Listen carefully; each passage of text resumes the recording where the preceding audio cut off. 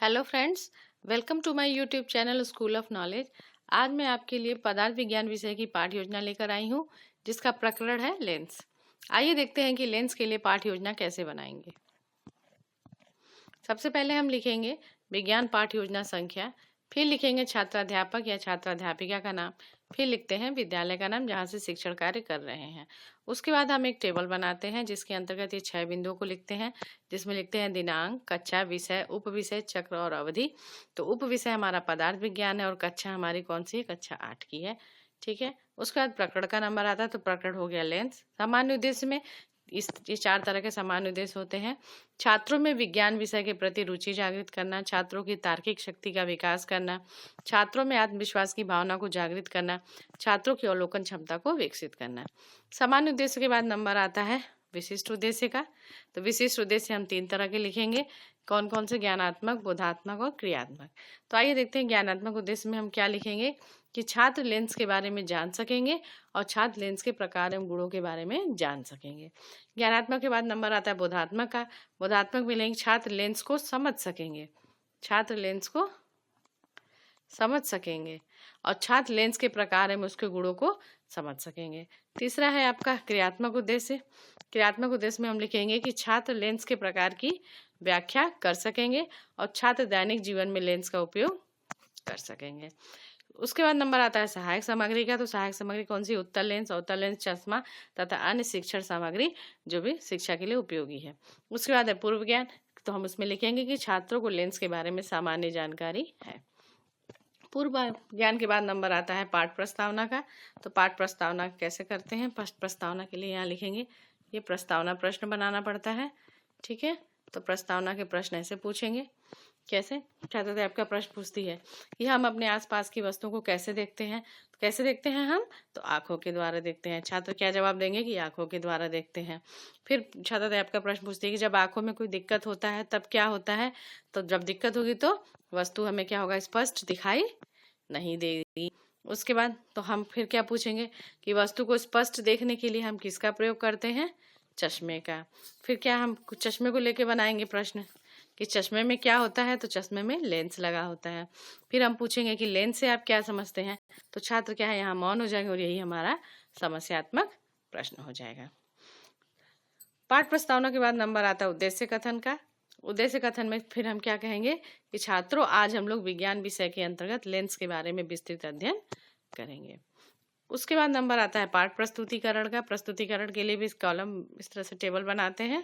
Table में 5 शिक्षण बिंदु लिखते हैं। क्रम संख्या, शिक्षण कार्य, छात्राध्यापिका कथन, छात्र कथन और श्यामपट्ट कार्य। ठीक है। उसका पहला शिक्षण बिंदु हमारा क्या है? लेंस। तो शिक्षिका प्रश्न करती है लेंस से आप क्या समझते हैं। छात्र मौन हो जाएंगे। तो छात्र स्पष्टीकरण, शिक्षिका स्पष्टीकरण देगी कि लेंस क्या है। लेंस एक प्रकार का कांच होता है जिसका दोनों पृष्ठ वक्र अथवा एक पृष्ठ वक्र तथा दूसरा पृष्ठ समतल होता है। लेंस कैसा होता है? पारदर्शी होता है या 2 प्रकार का होता है, उत्तल लेंस तथा अवतल लेंस। ठीक है। और साथ ही साथ यहाँ ब्लैक बोर्ड पे भी लिख दिया कि लेंस कितने प्रकार के हो गए। लेंस जो है 2 प्रकार का हो गया, उत्तल लेंस एंड अवतल लेंस। श्यामपट्ट पे भी दिखा दिया। उसके बाद बोधात्मक प्रश्न का नंबर आता है कि लेंस कितने प्रकार के होते हैं। छात्र क्या जवाब दिए? दे दिए कि 2 प्रकार के होते हैं, उत्तल लेंस और अवतल लेंस। और दूसरा प्रश्न पूछा कि लेंस कैसा पदार्थ होता है। तो लेंस कैसा होता है? ये पारदर्शी होता है। ठीक है। उसके बाद हम दूसरा शिक्षण बिंदु उठाएंगे। दूसरा शिक्षण बिंदु है उत्तल लेंस तथा अवतल लेंस। तो हमने यहाँ क्या किया? प्रश्न पूछा कि उत्तल लेंस से आप क्या समझते हैं। तो छात्र मौन हो गए। तो स्पष्टीकरण दिया जाएगा कि जिस लेंस का मध्य भाग मोटा, ऊपर उठा हुआ तथा किनारा भाग पतला होता है, उत्तल लेंस कहते हैं। उत्तल लेंस पर आपतित समानांतर प्रकाश की किरणों को मुख्य अक्ष की ओर मोड़ता है, इसलिए इसे अभिसारी लेंस भी कहते हैं। और डायग्राम बना के समझा दिया कि किस तरह से प्रकाश की किरणें आ रही हैं और उत्तल लेंस की वजह से सारी एक जगह पे फोकस आ रही है। जहाँ फोकस हो रही है उसको हम क्या बोलेंगे? एफ बिंदु पे फोकस है। तो यहाँ उत्तल लेंस के बारे में लिख दिया कि उसके दोनों पृष्ठ कैसे होते हैं? वक्री होते हैं, यानी कि उत्तल होते हैं। ठीक है। इसे अभिसारी लेंस भी कहते हैं। दूसरा प्रश्न है कि अवतल लेंस से आप क्या समझते हैं। छात्र अध्यापिका स्पष्टीकरण देगी कि जिस लेंस का मध्य भाग पतला तथा किनारे पर मोटा होता है उसे अवतल लेंस कहते हैं। अवतल लेंस उस पर आपतित समानांतर प्रकाश की किरणों को मुख्य अक्ष से दूर फैलाता है, इसलिए इसे अपसारी लेंस भी कहते हैं। ठीक है, ये श्याम पट्ट पर भी इसी से रिलेटेड लिख देंगे और ये डायग्राम बना के समझा देंगे कि कैसे जो है जो से जो केंद्र बिंदु है आपका वो दूर जा रही है किरणें, तो इसलिए हम इसे क्या बोलते हैं, अपसारी लेंस भी कहते हैं। ठीक है, उसके बाद आता है नंबर बोधात्मक प्रश्न का, कि बोधात्मक प्रश्न में क्या हो गया कि उत्तल लेंस का मध्य भाग कैसा होता है, तो कैसा होता है, मोटा होता है। ठीक है, और दूसरा प्रश्न उत्तल लेंस का, अवतल लेंस को और क्या कहते हैं, तो इसे अपसारी लेंस भी कहते हैं। ठीक है, तीसरा शिक्षण बिंदु है फोकस।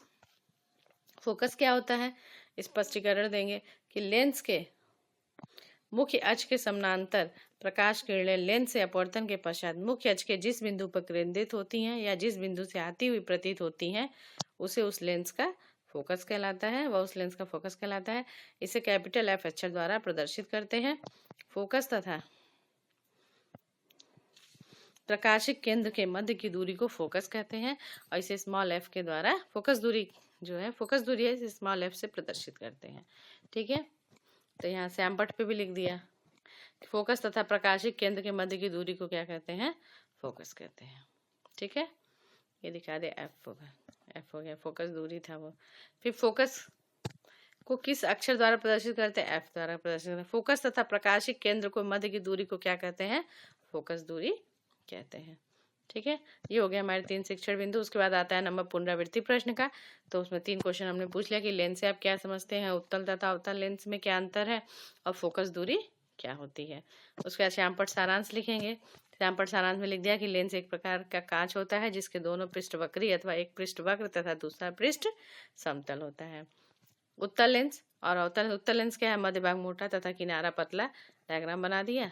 और अवतल लेंस क्या है कि मध्य भाग पतला तथा किनारा मोटा, ऐसे डायग्राम बना के समझा दिया।